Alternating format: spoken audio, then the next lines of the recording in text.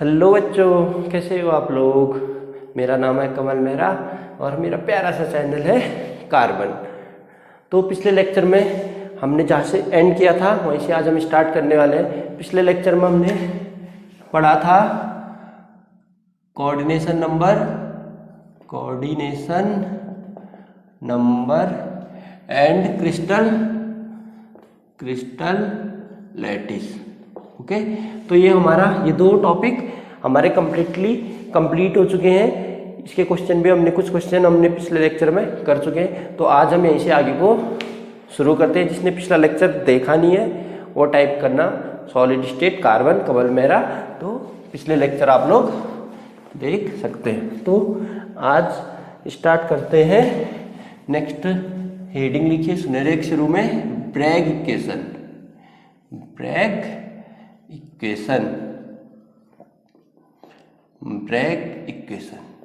Okay, Bragg scientist थे, father and son दोनों थे। तो दोनों ने सॉलिड स्टेट के ऊपर रिसर्च करी, उनका क्रिस्टल लैटिस के स्ट्रक्चर के ऊपर। तो उन्होंने डिटरमाइन किया कि कैसे क्रिस्टल लैटिस का स्ट्रक्चर कैसा होता है। ओके, तो Bragg equation generally related to interplanar distance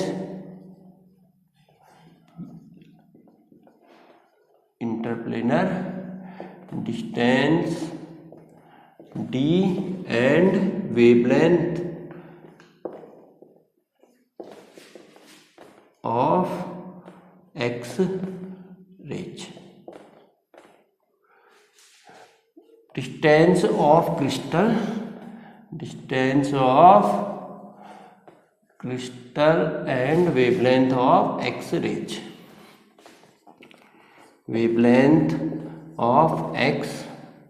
okay, तो ब्रैग ने जनरली क्रिस्टल के लैटिस को रिलेट किया एक्सरेज से। Okay, X-rays is the electromagnetic radiation. X-rays is the electromagnetic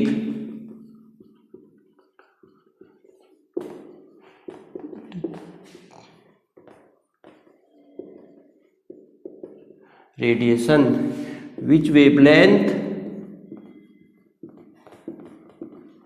approx 1 angstrom। Okay, एक इलेक्ट्रोमैग्नेटिक रेडिएशन है, इसीलिए ब्रैग ने एक्सरेज को लिया ताकि वो उसका क्रिस्टल का लैटिस का स्ट्रक्चर क्या सके, पूरा कंप्लीटली डिटरमाइन कर सके और अच्छा स्ट्रक्चर दिख जाए। XRD PRD बोलते हैं। तो ये वेव इक्वेशन है जिसकी इलेक्ट्रोमैग्नेटिक रेडिएशन एक्सरे जिसकी वेवलेंथ अप्रोक्सीमेटली कितनी होती है 1 एंगस्ट्रॉम। ठीक है, ये तो सर जनरल आइडिया। आप देखो उन्होंने एक्सपेरिमेंट में क्या डिटरमाइन किया, generally gives the relation between. ठीक है, तो उन्होंने एक रिलेशन निकाला इंटरप्लेनर डिस्टेंस मतलब क्रिस्टल के लैटिसों के बीच की दूरी, ये बीच की दूरी हो गई d, इंटरप्लेनर डिस्टेंस, इनके डिस्टेंस और वेवलेंथ, एक्सरेज की वेवलेंथ जो होती है वो लैम्डा के बीच एंड इंटरप्लेनर डिस्टेंस d के बीच एक रिलेशन निकाला, उसी को हम ब्रैग्स इक्वेशन बोलते हैं। ओके, तो इक्वेशन को हम अब आगे पढ़ते हैं। तो देखिए ब्रैग ने जनरली क्या क्या किया। ओके, तो ब्रैग ने क्रिस्टल लैटिस लिया, क्रिस्टल का सरफेस में एक ये क्रिस्टल लैटिस का सरफेस जहां अलग अलग एटम्स हैं। ओके, ये atom. Okay, so easy atom.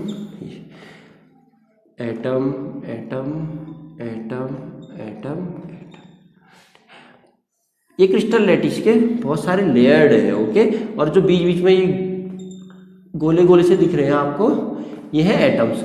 बहुत सारे एटम्स हैं, कितने भी लेयर्स बना सकते हैं हम क्रिस्टल लैटिस का। देखो क्या होता है, अगर एक्सरेज आई किसी भी क्रिस्टल लैटिस में एक्सरेज आई तो वो इस एटम से टकरा के या इस एटम के सरफेस से टकरा के क्या होगी, रिफ्लेक्ट हो गई, ये आई incident rays and reflected rays. Okay, मान लो एक एक्स रेज आई, वो फर्स्ट लेयर से ही टकरा के कहाँ चली गई, वापस चलेगी, ठीक है। इन दोनों के लेयर के बीच की दूरी क्या होगी, ये D, interplanar distance, D for interplanar distance, ये इंटरप्लेनर डिस्टेंस। मान लो दूसरी रेज आई, ये पैरेलल आएगी, ये पैरेलल ले जाई, ठीक है, वो यहाँ से second rays, okay, first layer को पेनिट्रेट करके सेकंड लेयर के एटम से रिफ्लेक्ट होके सीधे आगे को चले। ओके, तो इंसिडेंट रेज अगर ये डी है तो ये भी कितना कितना डी। ओके, दोनों बराबर है तो ये डी, ठीक है। तो ये मान लो थीटा एंगल से angle of incident equal to angle of reflected rays, ठीक है, ये हम लोग पढ़ चुके हैं। जो एंगल इंसिडेंट रेज का होता है वही एंगल रिफ्लेक्टेड रेज का होता है। मान लो ये एंगल थीटा है तो ये भी कितना थीटा। ओके, कितना समझ आता है।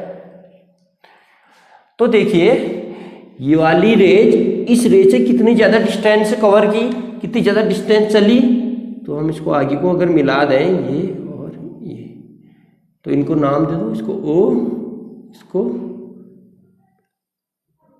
एल दे दो, एम और एन। ओके, ये डिस्टेंस, ठीक है। देखिए ये यहां से यहां तक है थीटा, ठीक है। तो ये देखो ये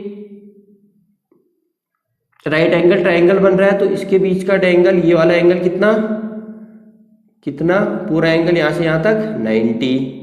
ओके, ये 90 है, तो ये वाला एंगल यहां से यहां तक 90 माइनस थीटा, ये थीटा है तो ये वाला 90 माइनस थीटा ही होगा, ठीक है। तो सेम नीचे भी यहां से यहां तक 90, राइट एंगल ट्रायंगल का एंगल 90 डिग्री, तो यहां से यहां तक 90 माइनस थीटा, तो ये कितना हो गया थीटा। ये एंगल और ये एंगल सेम हो गए थीटा, ठीक। अगर हम चेक करें कि इस रेज के द्वारा कितनी डिस्टेंस कवर की गई, इस रेज के द्वारा कितनी डिस्टेंस कवर की गई, ठीक है, ए इसको B. Okay, extra distance covered by the raise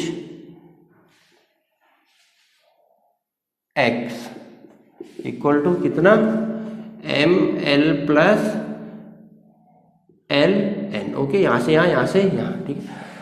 तो हमको ये एक राइट एंगल ट्रायंगल दिख रहा है, देखो कौन सा, O L M, O L M. तो मैं यहां इसको अलग से लिख देता हूं, ओ एल एंड ये क्या हो गया एम, ओ एल एम, ये वाला एंगल थीटा थीटा, और ये डिस्टेंस ओ एल की डिस्टेंस डी, ओ एल की डिस्टेंस डी। ओके, तो देखो ट्रिग्नोमेट्रिक रिलेशन से हम क्या निकाल सकते हैं इसको, sine theta equal to perpendicular by M L by D, hypotenuse D. तो M L equal to sorry M L, okay, M L equal to D sine theta. Okay, M L equal to D sine theta. तो same L N भी कितना रहेगा, same angle है, ये theta होगा तो यहाँ वाला 90 माइनस थीटा, तो हम इसमें लगा सकते हैं ये वाला एंगल कितना रहेगा, ये भी थीटा। तो ये वाला ट्राइंगल ओ एल एन, अगर हम ओ एल एन की बात करें, दूसरे ट्राइंगल इसकी बात, O L and N. Okay, ये थीटा, तो हम सेम साइन थीटा निकाल सकते हैं इसमें भी, sine theta equal to N L upon O L, O L की डिस्टेंस ये डी है, तो मैं यहाँ पर डी लिख देता हूँ, एल एन अपॉन डी, ठीक है। तो N L equal to D sine theta. Okay, तो extra distance covered by X ray equal to N L plus L N, तो इनकी वैल्यू रख दो, D sine theta plus D sine theta, तो उनकी वैल्यू हमने इधर रख दी। तो ये कितना आ गया, प्लस करके 2d साइन थीटा। ओके, ये रिलेशन आ गया। देखो एक्स रेज की वेवलेंथ है, ये लेंथ जो होगी वो कंस्ट्रक्टिव भी हो सकती है, डिस्ट्रक्टिव भी हो सकती है। लेकिन अगर हमको रिलेशन याद करना है, अगर हमको एक्स रे स्ट्रक्चर करना है, स्ट्रक्चर की क्रिस्टल लैटिस का स्ट्रक्चर ज्ञात करना है या नोन करना है, तो वो रेज कौन सी होगी? कंस्ट्रक्टिव। देखो कंस्ट्रक्टिव रेज, अगर दो रेज आपस में, ये ए और बी की रेज वेवलेंथ है, ये आती है, आपस में प्लस हो जाए तो वो कंस्ट्रक्टिव होती है, प्लस हो जाएगी तो एक बड़ी सी वेव बनती है जिसको बोलते हैं कंस्ट्रक्टिव वेव। डिस्ट्रक्टिव में क्या होंगे? ये दोनों माइनस हो जाएंगे तो एक सिंपल सी वेव। तो यहाँ पर कौन सी वेव है? Constructive. Okay, for constructive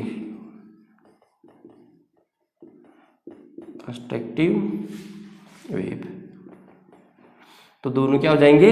plus. Constructive के लिए प्लस, तो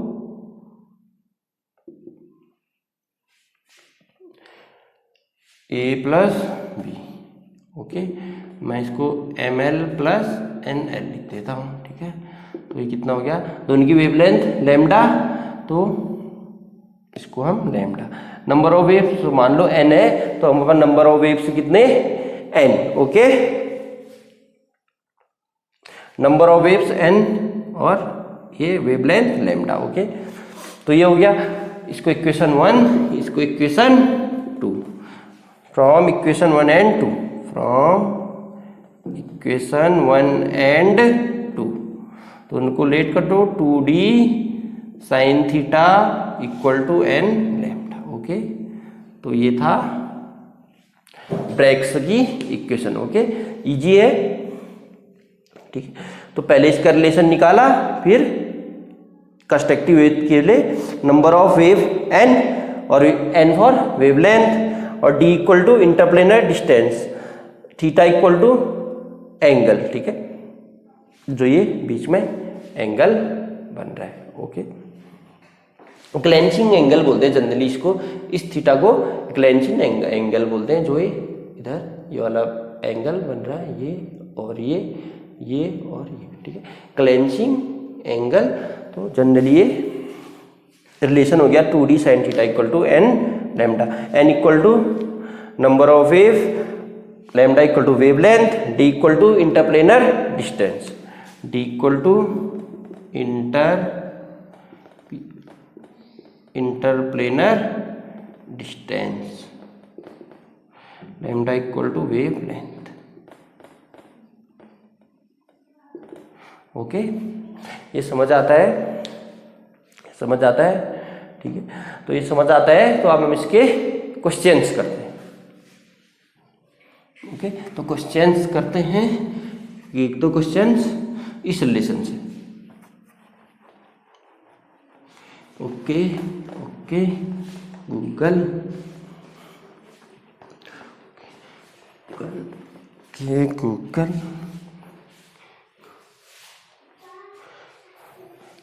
तो एक क्वेश्चन लेते हैं हम, इजी सा question. A x raise have wavelength is 0.134, show the diffraction at angle, show the diffraction length 0.134, so the diffraction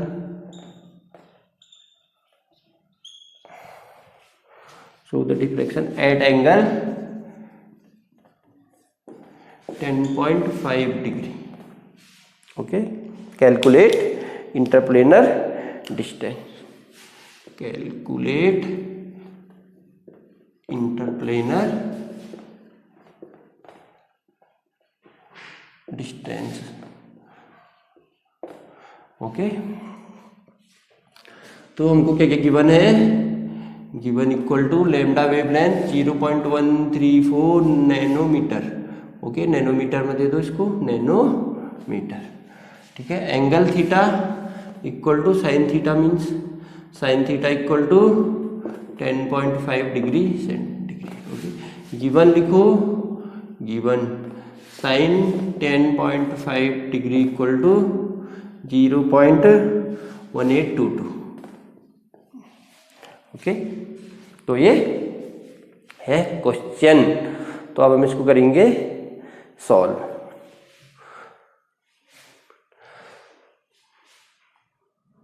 तो फॉर्मूला क्या है, फॉर्मूला हमारे पास साइन थीटा इक्वल टू इतना, साइन थीटा की जगह हमको दे रखा है 10.5 डिग्री, तो थीटा की जगह हमको कितना दे रखा है, थीटा की जगह 10.5 degree centigrade. Interplanar distance calculate करना है, लैम्डा इक्वल टू 0.134 नैनोमीटर। इसको मीटर में चेंज कर लो, 0.134 इंटू 10⁻⁹ मीटर। ओके,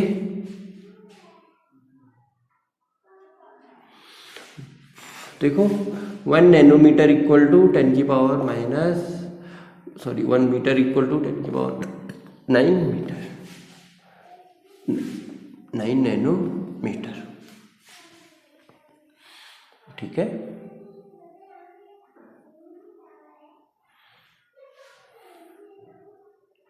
तो फॉर्मूला क्या है, 2d sine theta equal to n lambda. n की वैल्यू कुछ दे नहीं रखी है, कौन सी डिग्री में, तो first order means n1। Okay, 2 into D हमको कैलकुलेट करना है, sine 10.5 equal to n equal to 1, lambda equal to 0.134 into 10⁻⁹। 2 into D sine 0.1822। अच्छा, साइन थीटा की वैल्यू दे रखी है हमको कितनी, साइन 10.5 की 0.1822 इक्वल टू 1 इंटू 1 से मल्टीप्लाई उतना ही आया, 134 इंटू 10⁻⁹। ओके, तो अब हम इसको सॉल्व करेंगे। कर दो, D equal to 0.134 into 10⁻⁹ upon 2 into 0.1822। तो इसको काट फाट करते हैं, काट फाट कर दो, 2 से 0.26 जा 13 7 जा 13, और इसको 2 से इसको पूरा काट दो। ठीक है, तो क्या बचा हमारे पास, 0.67 इंटू 10⁻⁹ अपॉन 0.1822। ठीक है, तो अब डिवाइड है, तो इसको डिवाइड करके आता 3.68 इंटू 10⁻⁹ मीटर।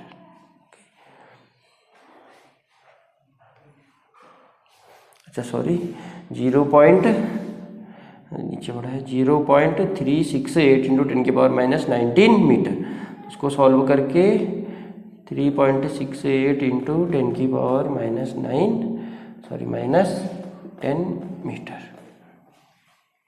ओके, तो ये इंटरप्लेनर डिस्टेंस इन दोनों के, दो लेयरों के बीच, इन दो लेयरों की, मान लो ये 2 लेयर है, इन दोनों के बीच की डिस्टेंस को इंटरप्लेनर डिस्टेंस बोलते हैं, या आगे इन दोनों के बीच की लेयर, बीच की दूरी। ठीक, तो इसी टाइप के इजी क्वेश्चन हमको एग्जाम में देखने को मिल जाते हैं। ओके, तो इसको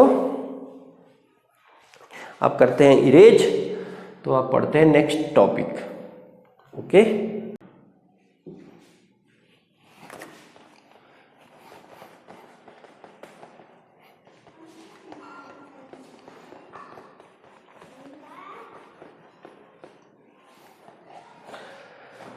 तो अब है हमारा next topic, relation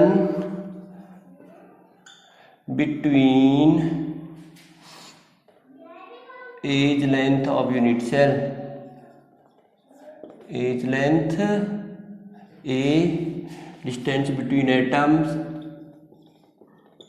distance between atoms D, and radius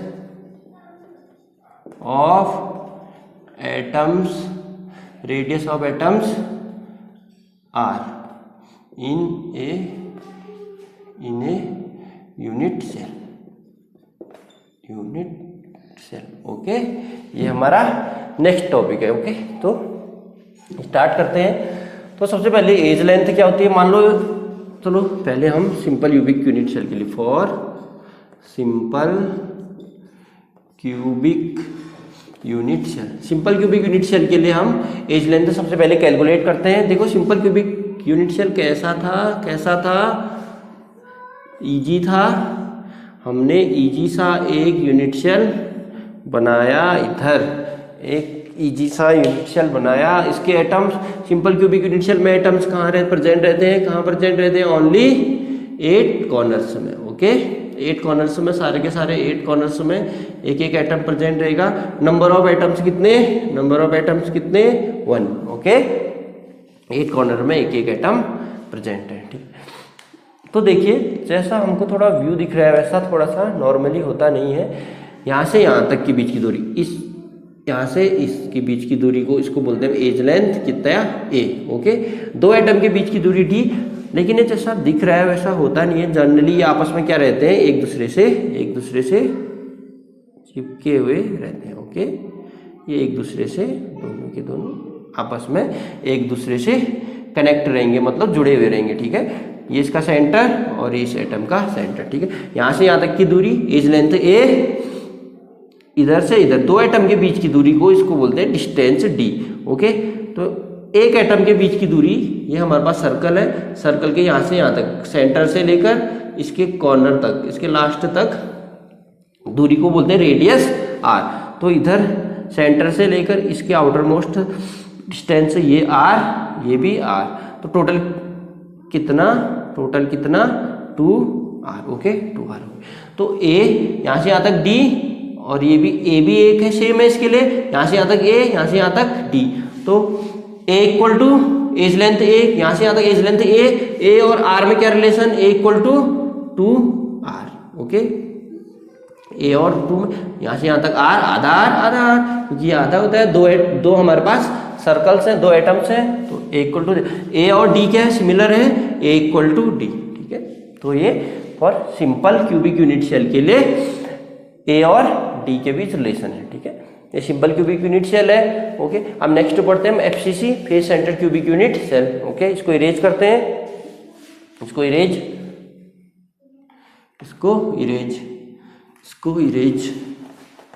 जल्दी सिंपल से टॉपिक है, धीरे धीरे हम सारा का सारा कंप्लीट करेंगे। For number 2, for FCC, face centred cubic unit cell. Okay, face centred cubic unit cell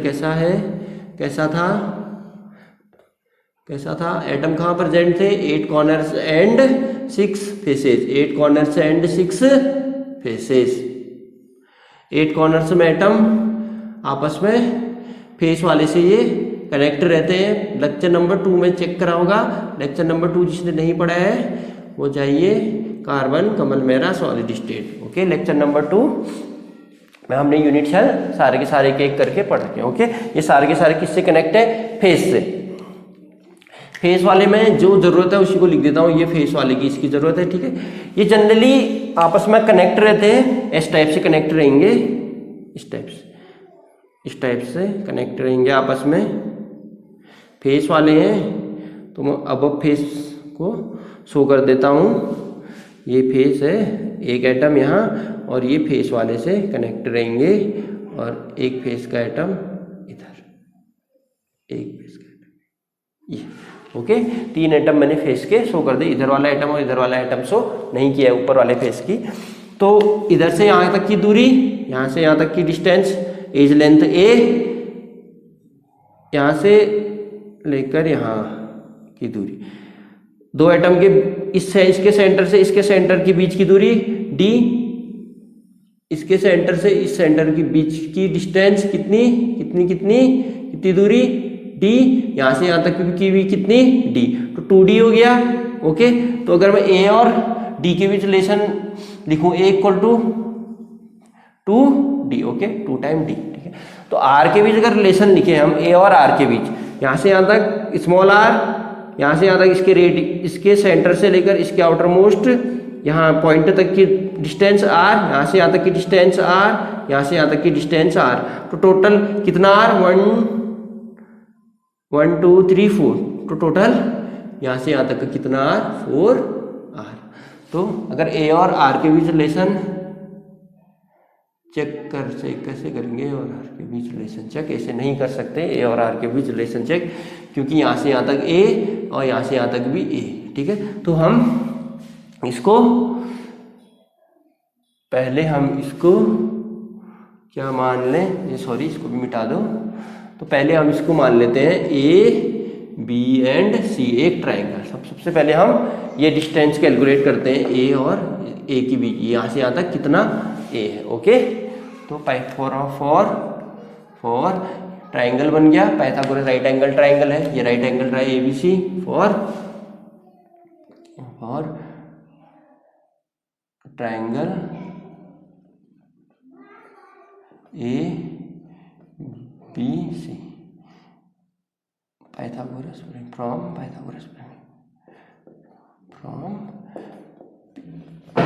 Pythagoras theorem, okay. Pythagoras theorem लगाएंगे हम इसमें। तो ये AC hypotenuse equal to AC का A B equal to AC का square plus CB का square. AB हमने calculate करना है और AC बताइए, AC A का स्क्वायर प्लस A का स्क्वायर, यहाँ से यहाँ तक A, यहाँ से यहाँ तक भी A, okay. AB equal to 2A का स्क्वायर, AB का स्क्वायर, तो AB इक्वल टू स्क्वायर उधर चले जाएगा तो 2A का स्क्वायर, तो AB equal to root of 2 square है, स्क्वायर का अगर रूट करते हैं तो सिंपल बाहर आ जाता है, तो ए भी आ गया, ठीक है। तो यहाँ से यहाँ तक की डिस्टेंस कितनी रूट 2 ए की डिस्टेंस, अगर यहाँ से यहाँ तक ये ए भी ए और यहाँ से यहाँ तक हाउ मच ए रूट 2 ए। तो देखो यहाँ से यहाँ तक आर, यहाँ से यहाँ तक भी आर, यहाँ से यहाँ तक भी आर, टोटल कितना 4 टाइम आर, तो root 2 A equal to 4 R, ठीक है। तो ये रिलेशन, तो रूट 2 इक्वल टू कितना डी 2 डी, ये दो रिलेशन हमारे इस यूनिट सेल के निकल गए, ठीक है। समझ रहे हो ना, आर कितना, यहाँ से यहाँ तक हाफ आर, क्योंकि हमारे पास 3 गोले बने हैं, 3 गोले बड़े बड़े, 1 2 3, 1 2 3 गोले, ठीक है। यहाँ से यहाँ तक आर, यहाँ से यहाँ तक पूरा, यहाँ से यहाँ तक आधा डिस्टेंस आर, रेडियस आर, यहाँ से यहाँ तक आधा डिस्टेंस रेडियस आर, यहाँ से यहाँ तक आधा डिस्टेंस, तो total 4 time are.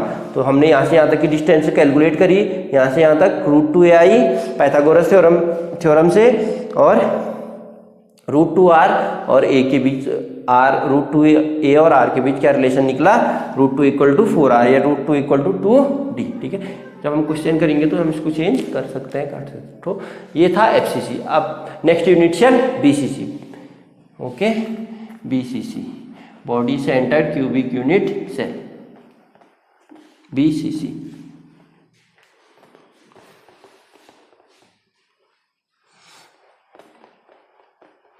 Body centred cubic unit cell, next unit cell BCC, ठीक है। तो BCC कैसा था, इस टाइप से BCC, इस टाइप से BCC। एटम कहाँ प्रेजेंट थे, 8 corners and one in body centre को इसे डिनोट कर देते हैं बड़े वाले से, 1 इन बॉडी के सेंटर, ठीक है।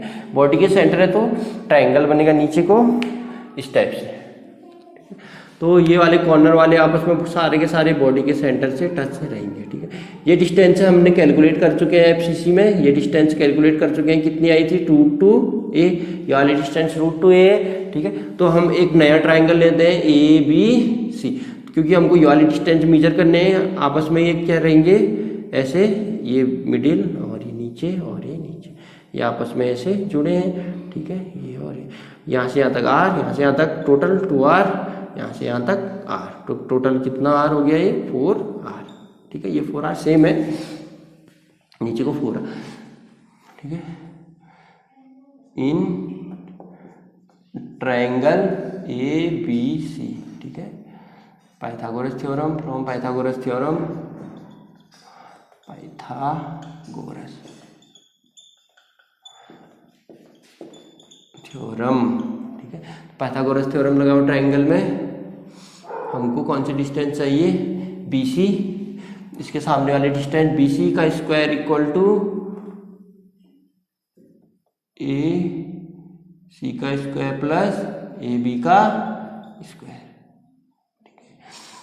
AC हमने कैलकुलेट करनी है, AC हमने कैलकुलेट करने हैं, ये सामने वाली AC का स्क्वायर इक्वल टू AB का स्क्वायर प्लस BC का स्क्वायर, ठीक है।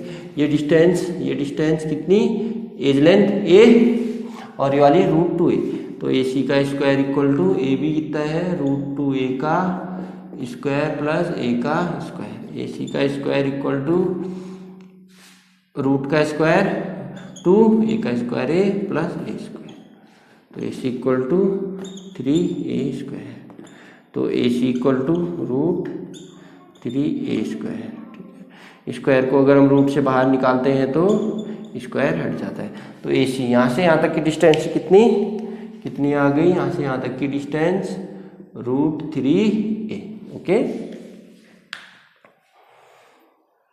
तो अब हम रिलेशन निकालते हैं, तो √3a और r के बीच relation √3a equal to 4r, okay. तो r इक्वल टू अगर हम निकालना चाहें √3a को अपॉन √3a, a रूट से बाहर है, √3a upon 4, d √3 equal to 2d, distance between the neighbouring atom, यहाँ से यहाँ तक एक डिस्टेंस d, यहाँ से यहाँ तक d, तो इसके सेंटर से इसके सेंटर के बीच की दूरी d, इसके सेंटर से इसके सेंटर के बीच की दूरी d, तो टोटल कितना d, 2d, ओके। तो ये थे रिलेशन इनके edge length, distance and radius, okay. तो अब हम एक क्वेश्चन करते हैं।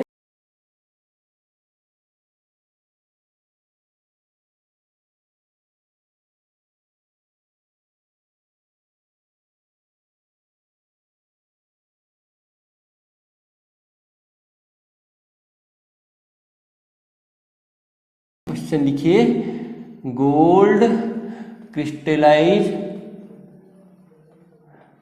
into FCC lattice have radius is 1.414 nanometer, okay। calculate